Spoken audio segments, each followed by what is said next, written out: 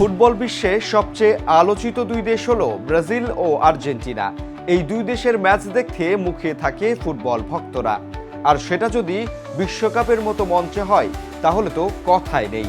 সবশেষ 1990 সালের বিশ্বকাপে আর্জেন্টিনার বিপক্ষে খেলেছিল ব্রাজিল।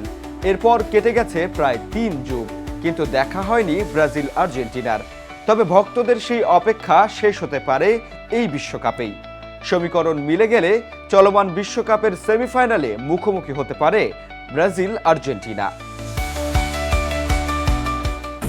আমাদের উঠে দাঁড়াতে হবে, স্পিড সকল অন্যায়ের বিরুদ্ধে রুখে দাঁড়ানোর এনার্জি পার্টনার। গ্রুপ পর্বে টানা 2 ম্যাচ জিতে যে গ্রুপের চ্যাম্পিয়ন হয়েছে আর্জেন্টিনা, শেষ ম্যাচে তারা মাঠে নামবে জর্ডানের বিপক্ষে। সব ঠিক থাকলে শেষ ম্যাচেও জয় নিশ্চিত হতে যাচ্ছে আলবিসেলেস্তেদের। দ্বিতীয় রাউন্ডে তারা খেলবে এইচ গ্রুপের রানার্স আপদের বিপক্ষে, যেখানে এগিয়ে রয়েছে লাতিন আমেরিকার আরেক দেশ উরুগুয়ে। অন্যদিকে বিশ্বকাপের শুরুটা ভালো করতে না পারলেও হাইতিকে হারিয়ে সি গ্রুপ টেবিলে সিংহাসনে ফিরেছে ব্রাজিল।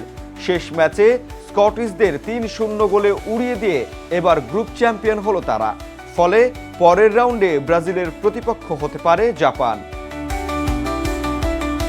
ফলে ব্রাজিল আর্জেন্টিনা এই অবস্থানের থেকে যদি দ্বিতীয়, তৃতীয় ও কোয়ার্টার ফাইনালের বাধা পেরোতে পারে তাহলেই সেমিফাইনালে মুখোমুখি হবে দুই দলের। ফলে সেমিফাইনালে আর্জেন্টিনাকে হারিয়ে ফাইনালে যেতে চাইবে সেলেসাওরা। অন্যদিকে নিজেদের চতুর্থ শিরোপা জিততেও মরিয়া মেসির দল।